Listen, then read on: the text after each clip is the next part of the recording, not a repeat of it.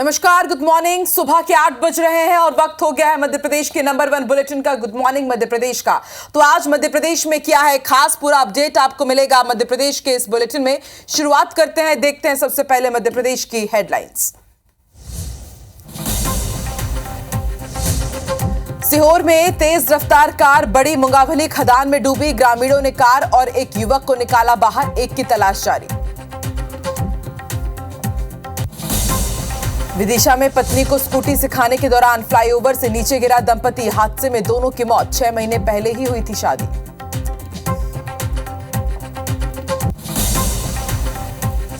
मंदसौर में धार्मिक जुलूस के दौरान विवाद, मंदिर पर पथराव के विरोध में हिंदू संगठनों ने किया हंगामा।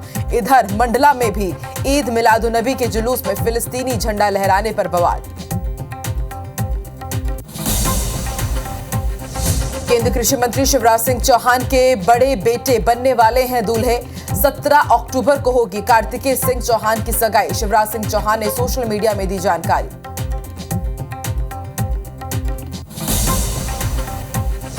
आज 50 जिला चिकित्सालय में पीएम जन औषधि केंद्रों का शुभारंभ करेंगे सीएम मोहन यादव, सफाई मित्रों के सम्मेलन में भी करेंगे शिरकत।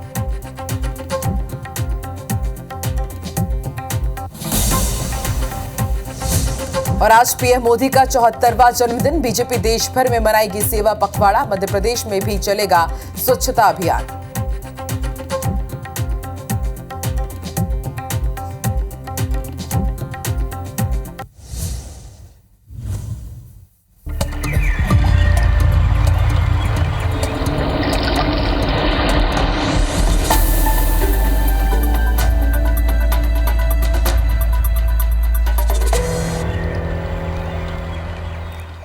मध्य प्रदेश में ईद मिलाद-उन-नबी के मौके पर अलग अलग शहरों में जुलूस निकाले गए और इस दौरान कई जगह विवादित झंडे और नारे लगाने के मामले सामने आए हैं। हम आपको मध्य प्रदेश की 4 तस्वीरें दिखा रहे हैं।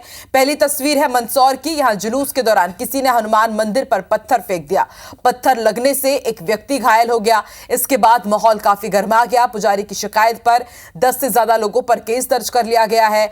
फिलहाल मंदसौर में स्थिति सामान्य है। दूसरी तस्वीर बालाघाट की, जहां जुलूस के दौरान फिलिस्तीनी झंडा फहराने का मामला सामने आया। आरोप है कि महावीर चौक, काली पुतली चौक समेत अन्य चौराहों पर फिलिस्तीनी झंडा फहराया गया। तीसरी तस्वीर श्योपुर की, जहां जुलूस में कुछ असामाजिक तत्वों ने सीताराम मंदिर के सामने सर तन से जुदा के विवादित नारे लगाए और मंदिर के पास पटाखे भी फोड़े। चौथी तस्वीर मंडला की आप देखिए, जहां जुलूस में फिलिस्तीन के झंडे लहराए गए और आपत्तिजनक नारेबाजी भी की गई। मामले की जांच पुलिस कर रही है और अधिकारियों ने भी इसकी पुष्टि की है। घटना के विरोध में हिंदू संगठनों ने कोतवाली पुलिस थाने का घेराव भी किया।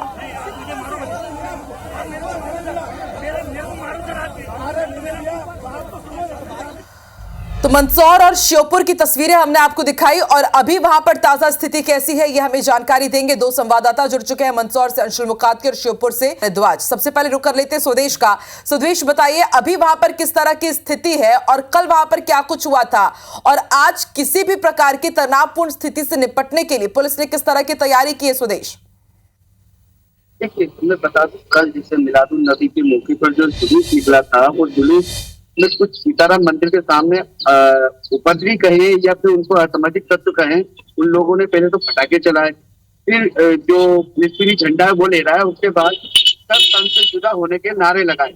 इसको लेकर हिंदू संगठनों ने वीडियो भी बनाया और वीडियो लेकर फिर सीधे थाने पहुंचे और थाने का घेराव करते हुए पहले पुलिस पे ही बरसे और पुलिस में बरसने के बाद सीधे कहा अगर आपसे ये संभलता नहीं है तो हमें सौंप दीजिए। तब जाके पुलिस हरकत में आई और तत्काल ही पुलिस हरकत में आने के बाद वीडियोग्राफी से चिन्हित किए कुछ आरोपियों को, जिसमें से 3 आरोपी जो कि उपद्रव कर रहे हैं, वहां पर उद्यम कर रहे हैं और जो गैर मजहबी नारे हैं वो लगा रहे हैं, साथ में फिलिस्तीनी झंडा फहरा रहे हैं। उनको तत्काल तीनों को गिरफ्तार किया। साथ में कुछ अन्य अज्ञात लोग थे जिनको भी चिन्हित करने के लिए आज प्रोसेस चलेगी, जिसको लेकर अब पुलिस इतनी अलर्ट हो गई है कि चप्पे चप्पे पे पुलिस बल लगा हुआ है, तैनाती लगा दी गई है और यहाँ पे ये निगरानी की जा रही है कि और भी जो सीसीटीवी हैं और भी जो अन्य मंदिर है जहाँ पर इन्होंने पटाखे चलाए और नारे लगाए हैं, उसको लेकर भी वीडियोग्राफी चेक की जा रही है। अगर और जगह होगा और भी लोग होंगे तो उन्हें गिरफ्तार किया जाएगा। सुदेश, एक बड़ा सवाल ये कि श्योपुर में इससे पहले भी इस तरह की तनावपूर्ण स्थिति बन चुकी है और ऐसे में इतनी बड़ी संख्या में मंदिर के सामने ये लोग रुकते हैं, पटाखे फोड़ते हैं, आपत्तिजनक नारेबाजी यहाँ पर कर रहे हैं। क्या इस दौरान जुलूस निकालने के दौरान, क्योंकि हम देखते हैं कि साथ में पुलिस के भी लोग चलते हैं, क्या यहाँ पर कोई भी पुलिस अधिकारी या कोई भी दूसरे यहाँ पर कंट्रोल करने के लिए क्या तैनाती नहीं की गई थी ताकि इस तरह का उपद्रव ना होने पाए? देखिए बिल्कुल, ये पुलिस तैनाती लगाई गई थी, पुलिस फोर्स पूरा लगाया गया था जुलूस के साथ चलने के लिए, जिसको लेकर ये जब पूरी घटना सामने आई तो 4 पुलिसकर्मी भी सस्पेंड किए जो जुलूस के साथ में थे। एक एएसआई, एक दीवान और 2 आरक्षक जो जुलूस में साथ चल रहे थे। जिस वक्त ये घटना हुई उस वक्त वो सिर्फ मौन खड़े हुए थे, ना तो उनको रोका ना उनसे कुछ कहा, जिसको लेकर एएसपी ने तत्काल उनको सस्पेंड किया है। और सबसे बड़ी बात ये, अभी और आरोपी गिरफ्तार किए हैं जिनको अब पुलिस पूछताछ कर रही है। और बात करें तो आज जैसे गणेश विसर्जन है तो उसको लेकर भी पुलिस अलर्ट जारी, पुलिस बल अधिक मात्रा में 7 बजे से लगा दिया गया है और रात भर से जो गश्त चल रही है उसको लेकर भी एएसपी लगातार मॉनिटरिंग कर रहे हैं।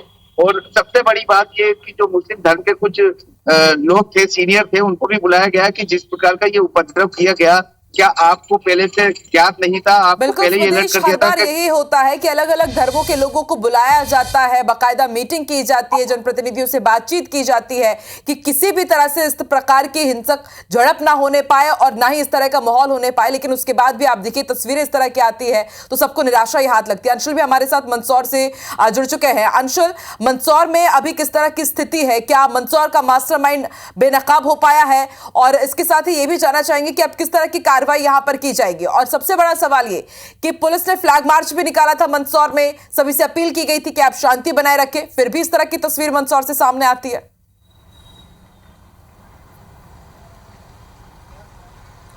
जी बिल्कुल आकांक्षा, आपको बता दूं कि कहीं ना कहीं पुलिस का एक बड़ा फेलियर जरूर इसमें साबित होता है, क्योंकि माइक्रो प्लानिंग के दावे जो है पुलिस के द्वारा किए गए थे, लेकिन वो दावे जो है मंदसौर से फेल होते हुए दिखाई दिए। सबसे पहले मंदसौर से आपको अभी की स्थिति बता देते हैं। ये वही स्थान है जहां पर कि कल देर रात विवाद हुआ था। इस बालाजी मंदिर से पूरे विवाद की जो है शुरुआत हुई थी। जब यहां से जुलूस गुजर रहा था तो ये आरोप लगे हैं कि इस मंदिर पर पत्थर फेंका गया था और मंदिर के अंदर बैठे एक व्यक्ति को पत्थर लगा था और उसी के बाद पूरे विवाद की जो शुरुआत है वो यहाँ से हुई। हालांकि उसके बाद हिंदू संगठन के कार्यकर्ता जो है वो भी मंदिर पर पहुंचे थे, उन्होंने यहाँ पर हनुमान चालीसा का पाठ भी किया। देर रात यहाँ पर लगभग 1000 से अधिक लोग इकट्ठे हुए और उनके द्वारा आरती की गई और उनके द्वारा साफ ये मांग की गई थी कि जो भी व्यक्ति इस पत्थरबाजी की घटना में शामिल हो उन्हें गिरफ्तार किया जाए। और उसी को लेकर के देर रात पुजारी की शिकायत पर 10 से अधिक लोगों पर मामला भी दर्ज किया गया। यहाँ के सीसीटीवी फुटेज भी पुलिस के द्वारा खंगाली जा रही है। अभी की तस्वीर मैं आपको मंदसौर की दिखा देता हूँ। मंदसौर में फिलहाल सामान्य जनमानस जो है वो सड़कों पर जरूर उतरे हैं और अपने रोज के जो काम है वो निपटा रहे हैं। दुकानें जो हैं वो यहाँ पर खुलना शुरू हो गई है, जो कि कल विवाद के बाद बंद हो गई थी। हालांकि एहतियातन तौर पर यहाँ पर पुलिस की तैनाती जो है वो जरूर की गई है। पुलिस के आसपास के जो देहात के थाने हैं वहाँ से भी फोर्स को बुलाया गया है, वहाँ से भी जवानों को बुला करके यहाँ पर तैनात किया गया है और स्पेशल फोर्स जो होती है जो कि मंदसौर में तैनात की गई है। लेकिन सबसे बड़ा सवाल अब यही उठ रहा है कि इस पत्थरबाजी के पीछे, इस घटना के पीछे कौन था, क्योंकि लगातार पुलिस ने भी यहाँ पर शांति समिति की बैठक की थी। पुलिस ने दावा किया था कि मंदसौर में किसी प्रकार की स्थिति जो है वह नहीं बिगड़ने दी जाएगी। माइक्रो प्लानिंग जो है वो यहाँ पर की गई है, हर चप्पे चप्पे पर पुलिस की नज़र है। इस तरह के दावे जो है वो मंदसौर में किए गए थे, लेकिन उसके बावजूद भी माइक्रो प्लानिंग जो है पुलिस की वह भी काम नहीं आई। जबकि कुछ दिन पहले ही मंदसौर के समीप का जिला है रतलाम, वहाँ पर भी इसी तरह की घटना हुई थी जब जुलूस निकल रहा था और वहाँ पर भी पत्थर जो है फेंका गया था और वहाँ पर भी माहौल बिगाड़ने के प्रयास जो हैं वह किए गए थे। और सबसे बड़ा सवाल यह है आकांक्षा कि क्या खुफिया तंत्र जो है पुलिस का वो यहाँ पर फेल साबित हुआ है? क्या उन्हें किसी प्रकार से इस घटना की जो जानकारी है वही नहीं मिली थी? क्योंकि सबसे बड़ा तंत्र जो है पुलिस का वही होता है जिसमें हर घटना की जानकारी उन्हें पहले से लगती है। लेकिन इतना बड़ा जुलूस निकल रहा है, मंदिर के सामने जब जुलूस पहुंच रहा है तो वहां पर पत्थरबाजी हो रही है और उसमें पुलिस के द्वारा तत्काल उस पर कार्रवाई क्यों नहीं की गई, इसी को लेकर के अब सवाल जो है वो खड़े हो रहे हैं। हालांकि अब पुलिस जो है एक्शन में जरूर दिखाई दे रही है। बताया जा रहा है 3 संदिग्धों को भी हिरासत में लिया गया है, उनसे पूछताछ जो है पुलिस के द्वारा यहाँ पर की जा रही है। और देर रात एसपी और कलेक्टर जो है वो भी मंदसौर के अलग अलग इलाकों में पहुंचे थे। मंदसौर के अलग अलग इलाकों में उन्होंने दौरा किया, वहाँ पर भी फोर्स को तैनात किया गया है जहाँ जहाँ पर गणेश पंडाल बनाए गए हैं। मंदसौर के जो ऐसे इलाके जहाँ पर कि जल्दी तनाव फैलता है वहाँ पर भी फोर्स को डिप्लॉय किया गया है। हालांकि फिलहाल मंदसौर में अभी पूरी तरह से शांति होती है। लेकिन आज का जो दिन है वह भी यहाँ पर पुलिस के लिए महत्वपूर्ण होने वाला है, क्योंकि आज शाम को यहाँ पर अनंत चतुर्दशी का जो चल समारोह है वह निकलना है, जिसमें बड़ी संख्या में लोग भी शामिल होंगे, अखाड़े भी रहेंगे और झांकियां भी निकलेंगी। बिल्कुल अंशुल, देखिए कहीं ना कहीं पुलिस का फेल्योर तो है और आज पुलिस के सामने चुनौती भी है, और ना सिर्फ ये चुनौती मंदसौर में है बल्कि श्योपुर में भी है, बालाघाट मंडला से भी इसी तरह की तस्वीर सामने आई। पुलिस को भी अपना काम करना होगा और दूसरे धर्म के लोगों को भी समझना होगा कि सामाजिक सौहार्द बनाए रखना उनकी भी जिम्मेदारी है, सिर्फ पुलिस की जिम्मेदारी नहीं है। आप दोनों ही नजर बना के रखिएगा, अपडेट आपसे लेते रहेंगे। फिलहाल शुक्रिया अंशुल और स्वदेश पूरी जानकारी हम तक पहुंचाने के लिए। आगे बढ़ते हैं, सीहोर से बड़ी खबर आपको बता दें, तेज रफ्तार कार बड़ी मुंगावली खदान में डूब गई। कार में 2 लोग सवार थे। ग्रामीण ने एक युवक को तो बाहर निकाल लिया है, लेकिन एक और युवक की तलाश जारी है। मंडी थाना क्षेत्र का यह मामला है। तो सीहोर से बड़ी खबर, जहां रफ्तार का कहर देखने को मिला, जहां तेज रफ्तार कार एक खदान में जाकर गिर गई। कार में 2 लोग सवार थे। स्थानीय लोगों ने एक को तो रेस्क्यू कर लिया है, लेकिन एक युवक की तलाश अभी भी जारी है।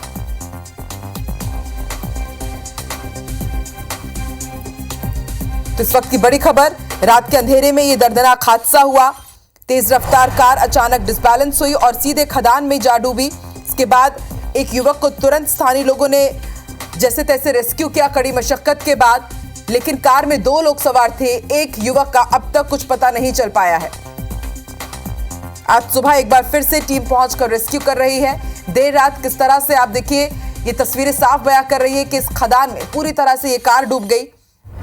स्थानीय लोगों ने कड़ी मशक्कत के बाद एक युवक को तो सुरक्षित बचा लिया, लेकिन एक युवक का पता नहीं चल पाया है।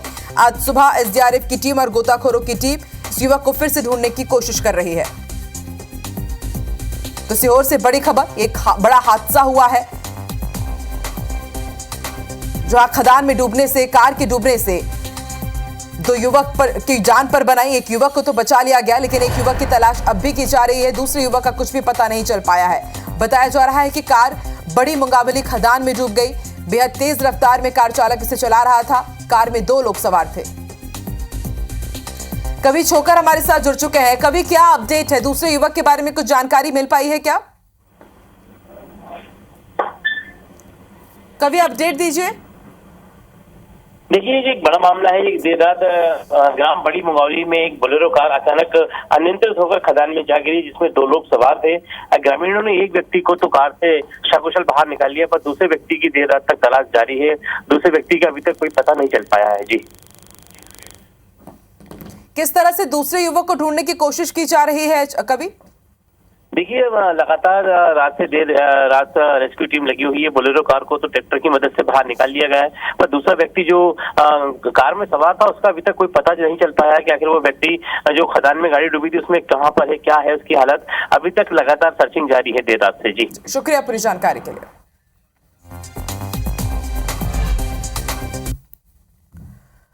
खबर खरगोन के भीकनगांव थाना क्षेत्र के ग्राम कोडियाखाल से, जहां प्रेम प्रसंग के चलते युवती के परिजनों ने पीट कर एक युवक की हत्या कर दी। मृतक के परिजनों का आरोप है कि युवक को युवती ने फोन कर अपने घर बुलाया। इसके बाद युवती के परिजनों ने युवक की रस्सी से बांधकर बेरहमी से पिटाई कर दी और उसकी मौके पर ही मौत हो गई। घटना की जानकारी मिलते ही पुलिस मौके पर पहुंची। घटना को गंभीरता से लेते हुए पुलिस और प्रशासन ने युवक के शव का पोस्टमार्टम खंडवा मेडिकल कॉलेज में कराने का फैसला लिया है। भीकनगांव एसडीओपी ने बताया कि युवती सहित 3 लोगों पर केस दर्ज हुआ है। खंडवा मेडिकल कॉलेज से शव के पोस्टमार्टम की रिपोर्ट मिलने के बाद आगे की कार्रवाई की जाएगी। बता दें कि बंटी बामले ग्राम लाईखेड़ा का निवासी था और इंदौर के निजी बैंक में काम करता था। युवती और युवक कॉलेज में साथ पढ़ते थे और आपस में रिश्तेदार भी थे। और पिता मुन्ना, अच्छा, और रुमाल सिंह पिता करण, और दला और दिलीप तीनों ने मारा। अब लड़की का फोन गया तो उसने बोला कि वो बातचीत हुई तो ये आया, ये हमारी भुआ है, भुआ के आया, और उसके बाद में क्या हुआ ये नहीं मालूम। और उसके बाद में क्या वीडियो है कि उसको मारा पीटा अच्छे से, सब दूर से, बढ़िया सब दूर से उसने मारा उन लोगों ने। घर पता चल गया था तो बंटी को मना कर दिया था भैया मम्मी पापा वगैरह ने। हाँ। तो बंटी ने बात करना बंद कर दी थी उसका, तो उसका बार कॉल आता था, नए नए नंबर से कॉल करती, उसका कॉल अटेंड नहीं करते तो नए नए नंबर से लगा। 3 लोगों के खिलाफ एफआईआर हो गई है और आगे की कार्रवाई की जा रही है। ये बात सामने आई है जिसकी जांच की जा रही है। परिवार भी बता रहा था कि इनका जो भी है प्रेम प्रसंग का संबंध पहले समझाइश भी दे चुके हैं, इसके में जांच की जा रही है। विदिशा में एक दर्दनाक हादसे में पति पत्नी की मौत हो गई। दरअसल कोतवाली थाना क्षेत्र के मोहनगिरी इलाके में रहने वाला विशाल रैकवार अपनी पत्नी नेहा को स्कूटी चलाना सिखा रहा था। पत्नी को स्कूटी सिखाने के लिए युवक खरी फाटक ओवरब्रिज पर गया, जहां स्कूटी अनियंत्रित होकर ब्रिज की रेलिंग से टकराई और नीचे गिर गई, जहां हादसे में दोनों की मौत हो गई। विशाल अपने घर का इकलौता कमाऊ पूत था जो ऑटो चलाकर सभी का भरण पोषण करता था और 24 साल के विशाल और नेहा की 6 महीने पहले ही शादी हुई। बता दें कि इस ब्रिज पर आए दिन हादसे होते रहते हैं। युवाओं के लिए यह ब्रिज सेल्फी पॉइंट बनता जा रहा है और हादसे की आशंका बनी रहती है। 108 एम्बुलेंस द्वारा 2 लोग मृत अवस्था में आए थे। इसमें एक महिला एक पुरुष थी। 108 वाले ने बताया कि ये खरी फाटक के ब्रिज के नीचे से गिर गए ऐसा उन्होंने बताया। दोनों मृत अवस्था में आए थे। जी सर, हमें तो इसका मालूम, हम तो घर पर थे जब सूचना मिली, जब हॉस्पिटल आए हैं सब बता रहे थे कि वो ब्रेक पे संजय कश्मीर एक्सीडेंट हुआ तो गिर गए साहब। और विदिशा से संवाददाता जितेंद्र चौहान हमारे साथ जुड़ चुके हैं। जितेंद्र, बेहद दर्दनाक हादसा, लेकिन बड़ा सवाल ये कि हादसों का सेंटर पहले भी बनता रहा है ये ब्रिज, तो इसको लेकर के प्रशासन की तरफ से कोई कदम क्यों नहीं उठाए जाते और किस तरह से यह हादसा हुआ? जी बिल्कुल, आपका सही कहना है। हादसों का पॉइंट ये ब्रिज बनता जा रहा है। पूर्व में इस तरह की दुर्घटनाएं पहले भी हो चुकी हैं। इंजीनियर का फॉल्ट का है या प्रशासन की लापरवाही, रेलिंग की ऊंचाई कम होने के चलते यहाँ पर आए दिन हादसे और दुर्घटनाएं होती रहती हैं। कल का ही वाकया ले लीजिए। कल जो है विशाल रैकवार और उसकी पत्नी नेहा इस ब्रिज से गुजर रहे थे। तभी विशाल अपनी पत्नी को स्कूटी चलाना सिखा रहा था और अचानक स्कूटी की जो है स्पीड तेज हो गई, जिसके चलते स्कूटी रेलिंग से टकराई और दोनों पति पत्नी एक साथ ब्रिज के नीचे जा गिरे और इस दर्दनाक हादसे में दोनों की मौके पर ही मौत हो गई। हॉस्पिटल ले जाते उनको बचाया नहीं जा सका। डॉक्टर ने उन दोनों को मृत घोषित कर दिया। फिलहाल इस मामले में अभी तक किसी तरह से अधिकारियों ने या प्रशासनिक अधिकारियों ने किसी तरह के मुआवजे की बात नहीं कही है, लेकिन यह हादसा काफी दर्दनाक है और इस पर प्रशासन को संज्ञान लेकर आगामी इस तरह से कोई घटनाएं वारदात ना हो, इसके लिए यहाँ पर पुख्ता इंतजाम करने की आवश्यकता है। जी शुक्रिया अपनी जानकारी के लिए। इधर रतलाम के दिलीप नगर में सीवरेज सुधारने के दौरान सड़क का एक हिस्सा धंस गया। हादसे में एक मजदूर की मौत हो गई, दूसरा घायल है। यह मजदूर करीब 10 फीट गड्ढे में उतरकर काम कर रहे थे। दिलीप नगर के मेन रोड पर सीवरेज लाइन के पानी चोक होने की शिकायत मिल रही थी, इसे रिपेयर किया जा रहा था। हादसे में शैफी नगर निवासी सुनील की मौत हो गई। इस घटना के बाद निगम के सफाई कर्मचारियों ने काम बंद प्रदर्शन कर दिया और 1 करोड़ रुपए मुआवजे राशि की और मृतक के परिजनों को नौकरी, दोषियों पर कार्रवाई की मांग की। हादसे की सूचना पर भोपाल से राज्य सफाई कर्मचारी आयोग के अध्यक्ष प्रताप करोसिया भी रतलाम पहुंचे। उन्होंने घटनास्थल का जायजा लिया और मृतक के परिजनों और सफाई कर्मचारी संघ के पदाधिकारियों से मुलाकात की। इस पर अध्यक्ष ने दोषियों पर कार्रवाई और मृतक के परिजनों को 5 लाख की आर्थिक सहायता और नौकरी का आश्वासन दिया। टीवी धसी और वो उसी गड्ढे में जो ड्रेनेज का पानी था उसी में उनकी मृत्यु हो गई। तो इसमें सबसे बड़ा लापरवाह है ठेकेदार कंपनी और दूसरे नंबर पे नगर निगम का जो अपना कार्यपालन यंत्री हैं। 5 लाख रुपए की राशि उनके यहाँ तत्काल सहायता राशि भेजी जाए। परिवार में अगर कोई कमाने वाला नहीं है तो उनको रोजगार भी देंगे। बैतूल जिले के अलग अलग इलाकों में लगातार धर्मांतरण के मामले सामने आ रहे हैं। सोमवार को जिला मुख्यालय के हमलापुर क्षेत्र में धर्मांतरण का एक और मामला सामने आया। यहां कोचिंग के नाम पर ब्लॉक के अलग अलग गांव की तकरीबन 1 दर्जन से ज्यादा युवाओं को एक कमरे में बैठाकर कुछ विशेष साहित्य पढ़ाया जा रहा था। स्थानीय लोगों ने मामले की जानकारी हिंदू सेना संगठन के सदस्यों को दी, जिस पर हिंदू सेना के सदस्यों ने मौके पर पहुंचकर मामले की जानकारी ली और शिकायत सही मिलने पर तत्काल थाना प्रभारी और एडिशनल एसपी को सूचना दी।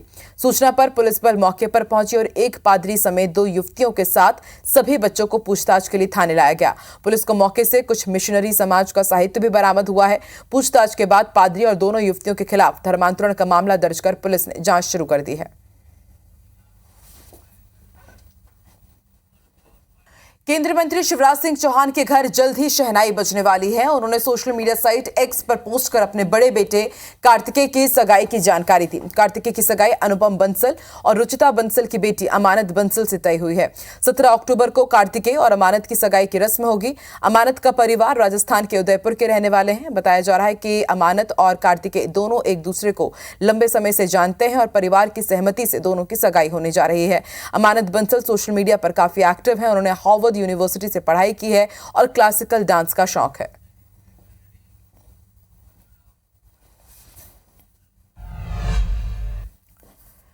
प्रधानमंत्री नरेंद्र मोदी आज 74वां जन्मदिन मना रहे हैं और इस अवसर पर उज्जैन के महाकाल मंदिर में विशेष पूजा अर्चना की गई। आज से ही बीजेपी देश भर में सेवा पखवाड़ा मनाएगी और स्वच्छता अभियान भी चलाया जाएगा।